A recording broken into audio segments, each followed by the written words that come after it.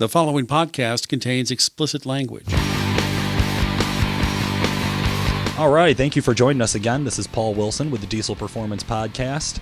Today we're going to talk about the ultimate tow rig. And when I say the ultimate tow rig, we're obviously considering a diesel only. I'm looking for no limits, no rules. It's what you think would ultimately be the best if there was no budget concerning, if there was no time restraints, if there was no limited access to parts, whatever would be the ultimate. So today I'm joined by Nick Priegnitz and Tim Slater. Hey, Paul. How you doing?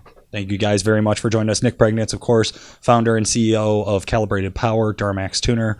Tim Slater, founder and CEO of Centurion Fleet Services. You guys have been my Duramax and Ford experts in the past. Everybody remembers episode 1 and 2. We are local. That's right. Easy access says a lot on a resume. So I'm going to turn it over to Nick first. We're going to give you a shot and tell me, if nothing else mattered but ultimate tow rig, what do you got for me? Oh, man, nothing else mattered. Ultimate tow rig. You know, I really appreciate comfort. First, I got to pick my chassis, and it's going to go to a 15 or newer Denali. Okay. I've said it before, and I'll say it again. A heated steering wheel goes a long way, especially if you're towing in the cold. So we're going to have the GMT 900 platform. We'll have a Duramax. We'll have an Allison. I'll probably go with the 3500 dually. And from there, of course, we get into the fun part that everybody wants to talk about. And, my specialty would be the powertrain. So as far as powertrain goes on this tow rig, controlling inlet air temperatures and controlling exhaust gas temperatures is going to be what makes the difference between you enjoying towing your piece of equipment or your camper or whatever you're hauling, or not enjoying it. And as far as that goes, the twin turbo setup is tough to beat. And I'm talking about a 15 Denali, but this could go from an 01 Duramax to a 16. Okay, I mean, the twin turbo setup towing is unbeatable as far as controlling exhaust gas temperatures. We could run, our standard stocker twin kit that we've sold a retarded amount of, just a no bullshit kit. We'll hold a truck at 600 wheel horsepower at full load indefinitely at 1200 degrees exhaust gas temperatures, and that's with a stock injector and a stock pump. So you can put a built trans in this thing, put the twin kit on, and off you go. You know what I mean? It's really pretty straightforward. Another thing I'd like to touch on as far as the tow rig goes would be controlling oil temperature. So, the Duramax platform, we talk about controlling air temperature. The reason I'm controlling air temperature is to try and control coolant temperature. When you're fighting a hill with a camper, temperature is your enemy. That's what your eyes are going to be glued to. You're going to be watching the pyrometer, watching the coolant temp gauge, watching your trans temperature, and just trying to make sure that the truck is going to operate in its efficiency band, keep itself healthy and not burn down. You might have good coolant temp, you might have decent air temperatures, but ultimately, you want to make sure that your oil temps are in check as well. And to do that, the potential for an external oil cooler, something to make sure that the oil that you're spraying on the bottom of the pistons, to cool the pistons off, to help avoid that cracked piston situation. I'd probably recommend an external oil cooler. The factory trans cooler, the factory radiator, and intercooler do a really good job on the new LML platform. Really? Unless you're being stupid, man, you just. Ultimate tow rig too. I have to be able to do anything. It's the best of the best, right? So I'm talking, I can run up Pikes Peak with a 35-foot trailer. Yes. The LML works really well for that. It has the smallest turbocharger exhaust housing from the factory on a Duramax, so you get great spool up. You get a really effective turbine brake. So if you are coming down Pikes Peak, you're not going to burn your brakes up because you're going to get some really good exhaust back pressure braking. You use our twin kit with a 110 exhaust housing. I know I'm getting technical here, but you get right on top of that big turbocharger right out of the gate.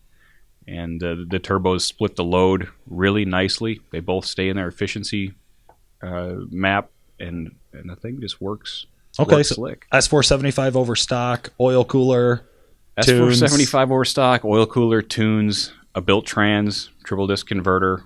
I mean, whatever you want to do for your hitch, right? If you tow, I'm sure you know what you want to spend your money on there. It just depends on what kind of trailer you got. I mean, it's basic shit, but it works. Yeah. You don't need 800 horsepower to tow. Allegedly. I mean, this coming from somebody who tows with something that is 800 horsepower, but okay. Sure. No, but I hear you. Okay, so does bringing the horsepower down, is that a factor of reliability? Is that why you're thinking keep it closer to 600 horsepower than to take it to 800? Absolutely. I mean, I'm not going to recommend you double the factory output and maintain the stock chassis, axles, driveline. I mean, if we're talking ultimate, right, we put a SQHD out back, we put a Eaton Fuller transmission in it. I mean, we start getting into medium duty and heavy duty shit, and that's not the point. That's not why you bought a 15 Denali. You know what I mean? That's not why you're towing with a light duty truck. I hear you. I think that's out of the market too. I think once you're getting into that, I mean, you honestly could go for similar cost and just buy a Freightliner or something medium duty from the factory. Buy an M2 106 business class, right? Have an 8.3 liter, have an Allison 3000. I mean, we're talking the ultimate light duty tow rig, right? We are, absolutely. So. The Diesel Performance Podcast will return in just a moment, but first we want to mention our sponsor, Callibrated Power Solutions of Marengo, Illinois, home of Duramaxtuner.com, developer of performance engine and transmission calibrations for a wide variety of diesel powertrains, including Duramax, Cummins, John Deere, Jeep, and many more. For more information and the best customer service in the industry, check out calibratedpower.com or call 815-568-7920. That's 815-568-7920. Now, back to the podcast.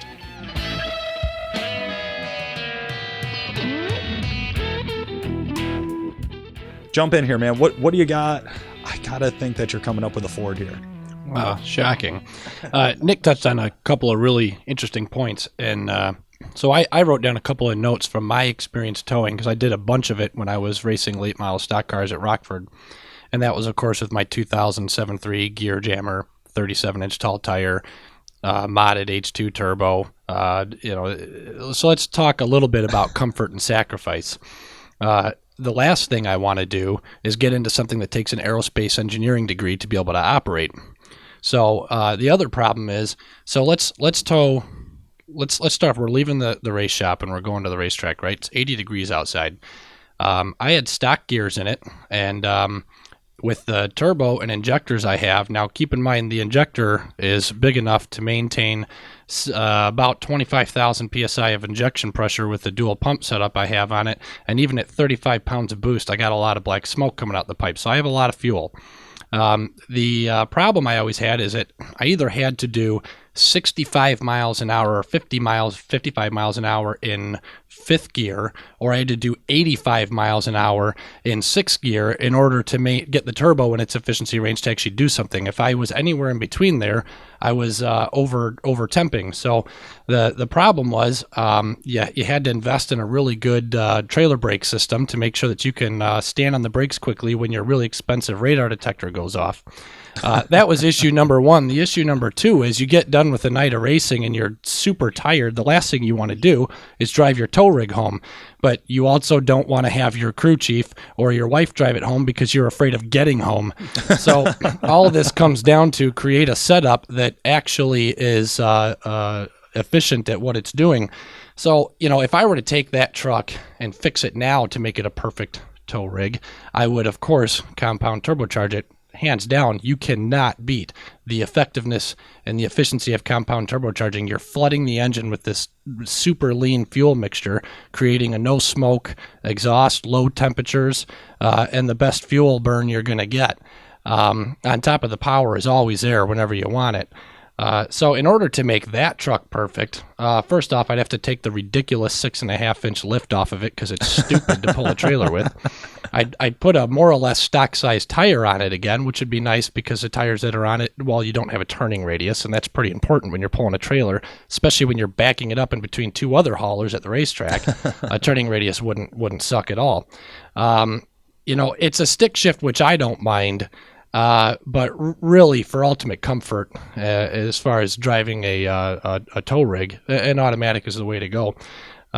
So there's, compounds that takes care of the temperatures and the power rating, and then I can pick any gear I want, and I know I'm not going to overtemp the thing. But really, if I'm going to make the perfect tow rig, I'm going to take something that already has a lot of comfort in it, and has the best of both worlds. And this is without spending $1 million. I'd probably take a 6.4 Power Stroke. It's already got a transmission that's got plenty of torque holding capability to do the job. You can upgrade the compressor wheels on the turbocharger and get a little bit more cooling and a little bit more efficiency out of it. Otherwise, I would take that truck. I'd put a set of head gaskets in it because you can't run max power on a 6.4 without blowing the head gaskets. It's they make a lot of power. We're gonna find that out pretty soon. Allegedly, yeah. We're gonna see how that holds up to my $20,000 compound Duramax. Yeah. The next thing that I would do, of course, is going to have a delete tune on it because who wants to power all of that? The 6.4 already has compounds on it, which, like I said, you can upgrade the compressor wheels, and that's going to help make them a little bit more efficient. I like the trans in them; they shift super smooth. That's my biggest attribute of the torque shift transmission is even under a load, not under a load, it has a very smooth shift. It's not backing out of the power in between shifts, which I find very annoying with. Especially pulling trailers.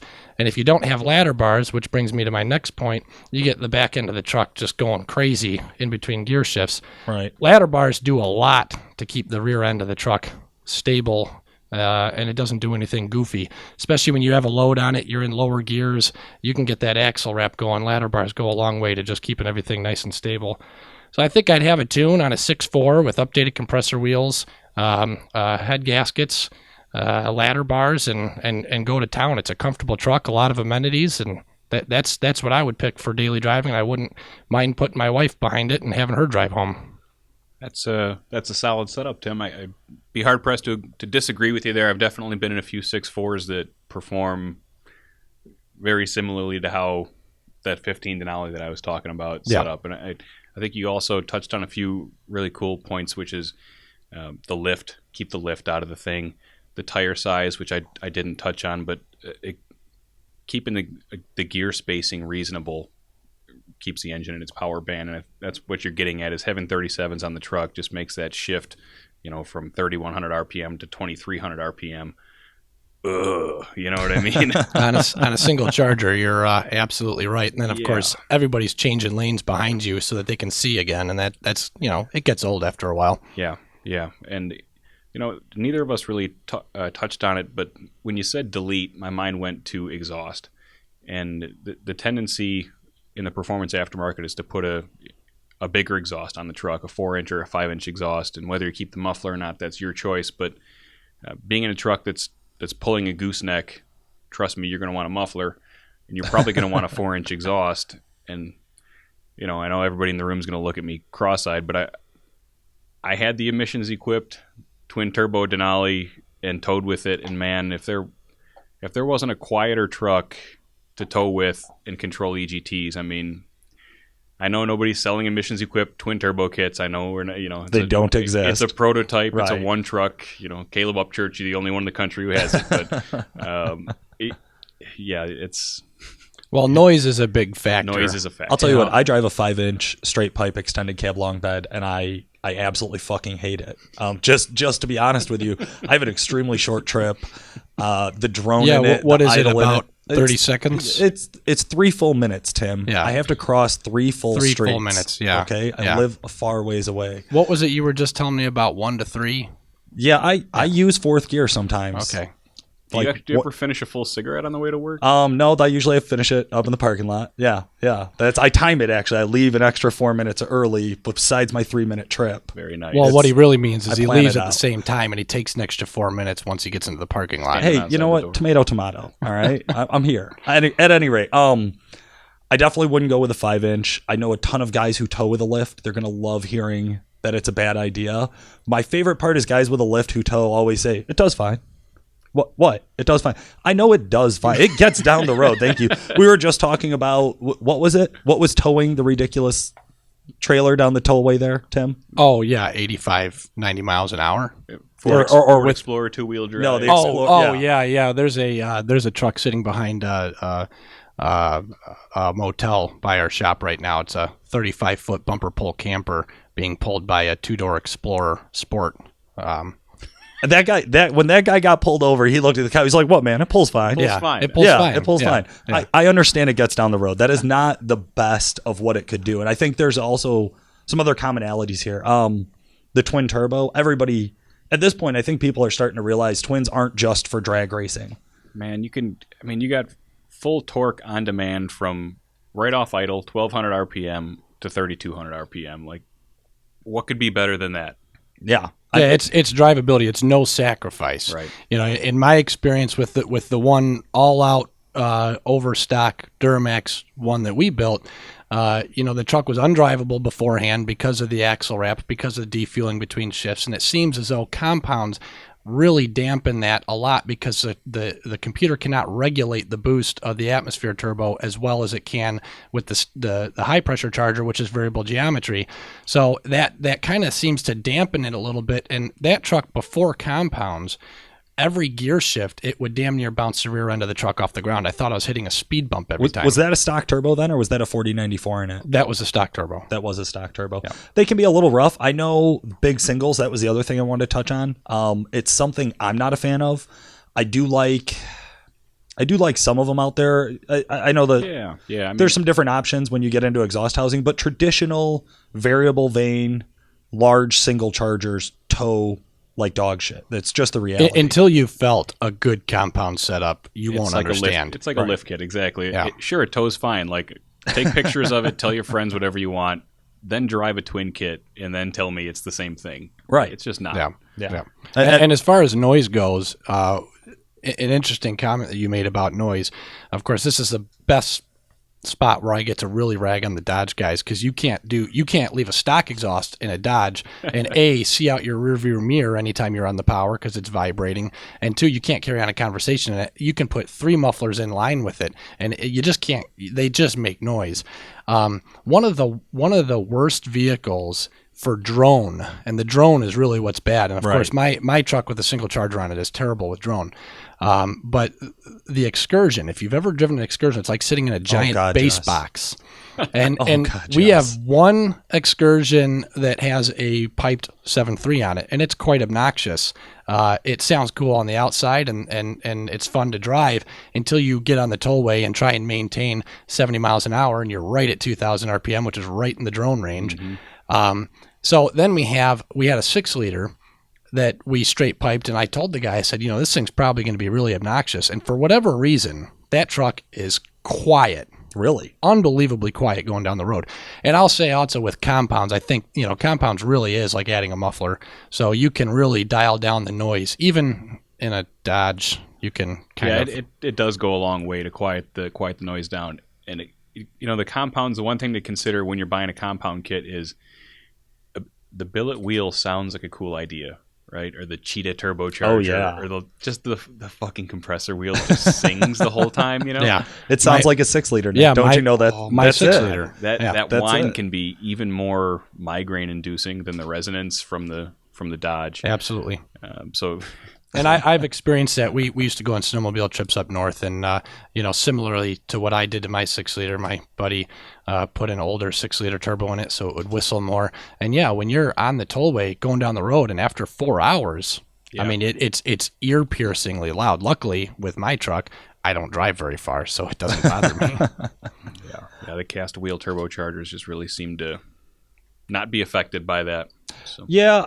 I think we get into that kind of crossover when we get into the billet wheels on like the big S480 compounds and things like that. Mm-hmm. I mean, everybody always claims to squeak a little bit extra out of a billet S480 or a billet S475. Or a billet this or a billet that. I mean, I hear you. And I think in some applications it can make a difference. No? I mean, if I'm talking about a compound setup, I don't know the Ford turbos as well, but I mean, I'd imagine situations same thing. Where on the dyno, a fancy CNC milled wheel will pick up a little bit on the top end. It may sacrifice something down low, or it may, It's just a method for manufacturing a compressor wheel. Right. And of course, it's a selling point. You get to say it's billet. It's billet, exactly. Well, and that's, I think what I want people to realize more is that I think there's other factors that come into it as opposed to how it was manufactured. More things I have a feeling on the side of like actual blade count or pitch on the blades and things like this. That has a lot to do with why it sings. Yeah. And I would just offer that there's a reason why a compressor wheel makes it to a state of casting,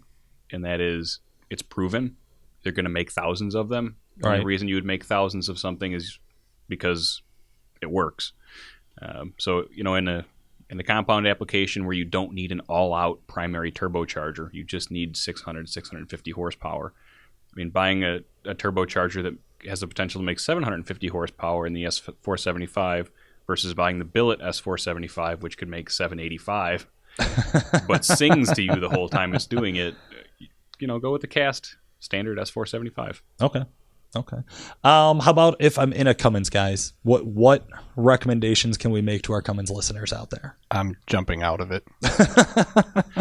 I feel like I have some leg to stand on here. I do tune Cummins trucks. The Cummins crowd, the older trucks, I would just recommend buy a stick shift truck, buy a 6-speed manual truck if you're going to buy an older truck.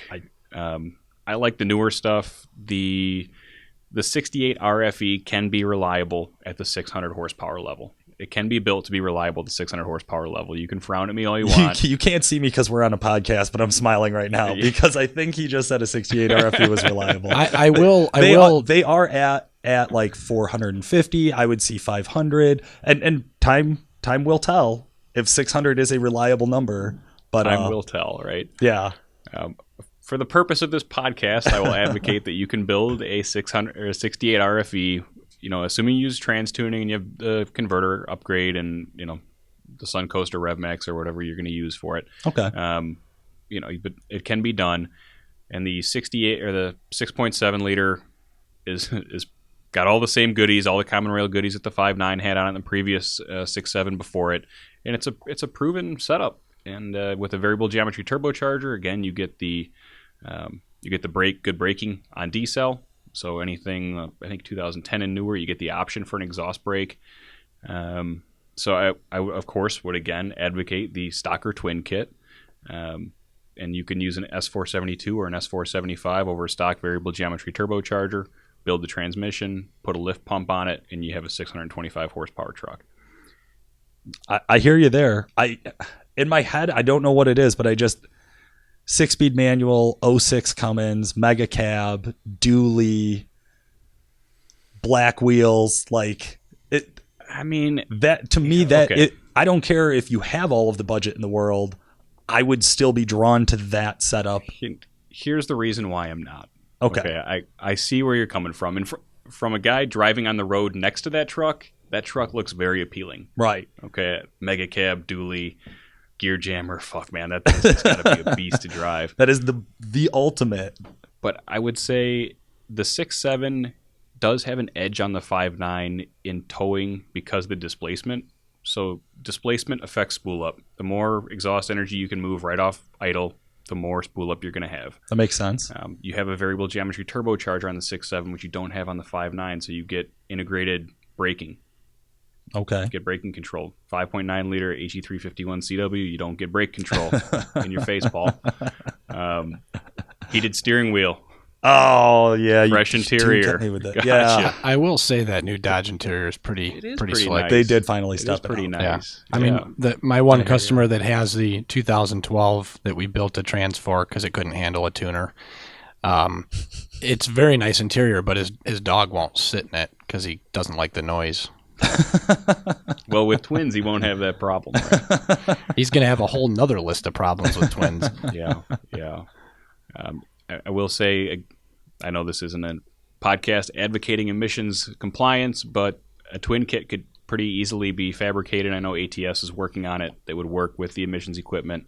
In my experience, the Dodge emissions equipment on that newer 6.7 Cummins is the most resilient when faced with large power increases. Reads 600 horsepower under heavy load. It has the best strategy for burn off during standard operation, so not needing to go into regen all the time. Right.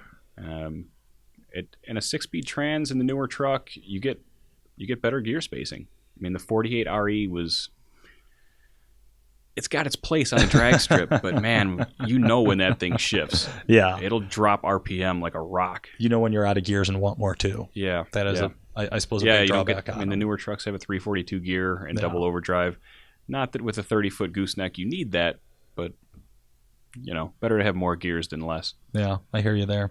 Yeah, I suppose that would make a newer Cummins more appealing if you were talking about something that could be that reliable. I could still get a mega cab. I really do. Like, if you're on Ultimate Tow Rig, I mean, mega cab to me is like almost a requirement. Like, I'd be willing to do a motor swap before I would really walk away from a mega cab if I had no budget, right? Like, if money just didn't matter. A chauffeur that drives you around so that you can gain the benefits of the mega cab? No, it's just badass.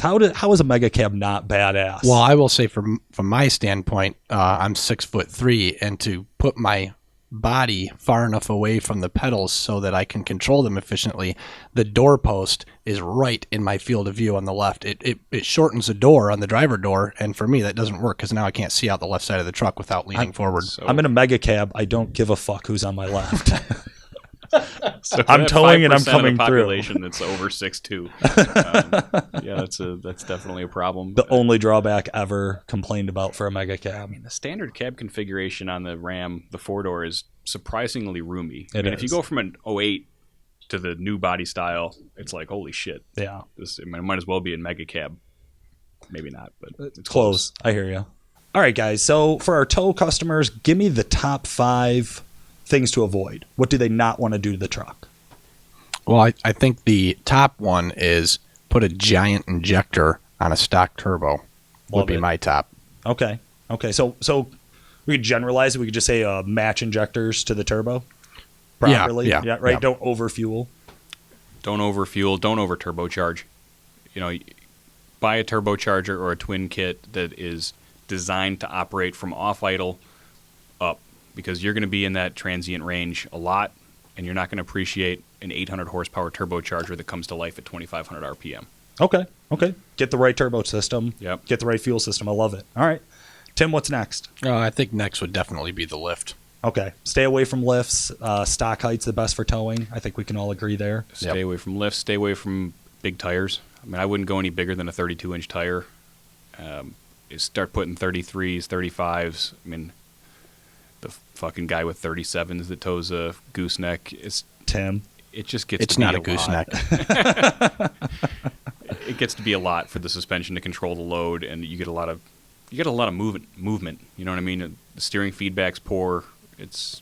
Oh yeah, I got a picture from we'll just say a friend of mine that has a drop down lift that's about 3 feet off the bumper, which is my all-time favorite pick. That it still drops down to a hitch. Yeah, that's not how I would recommend doing it. Yeah. Okay. Avoid that. Avoid that. Not the ultimate tow rig. Avoid right. that. Okay. What's next? What do we got?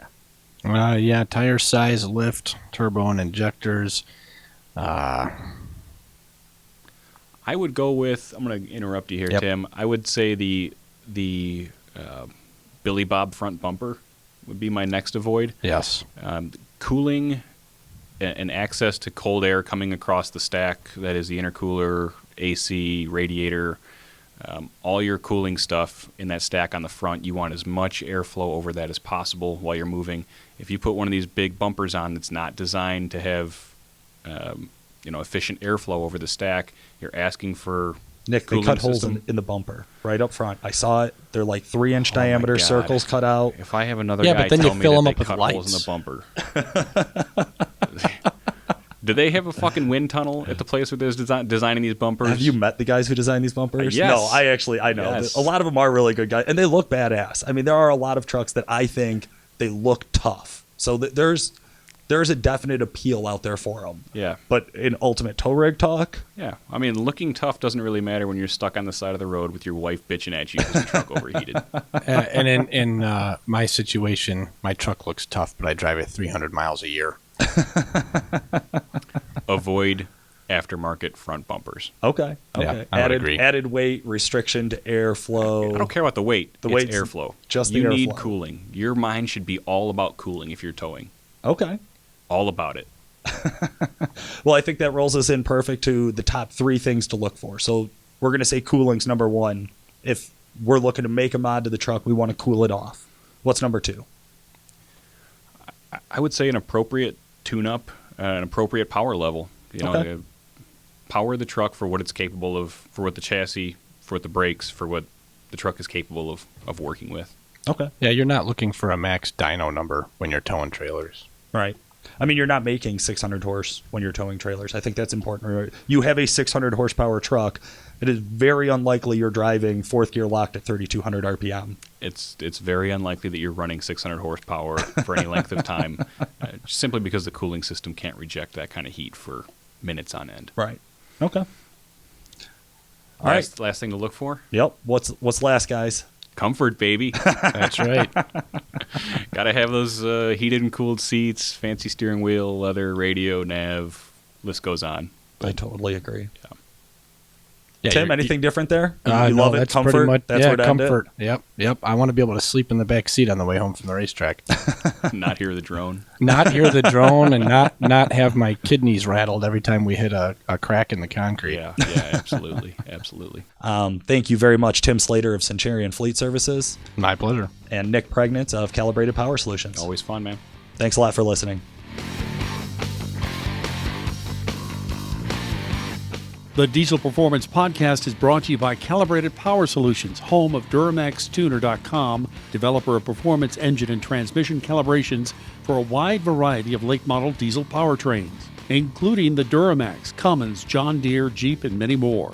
For more information and the best customer service in the industry, check out calibratedpower.com or call 815-568-7920.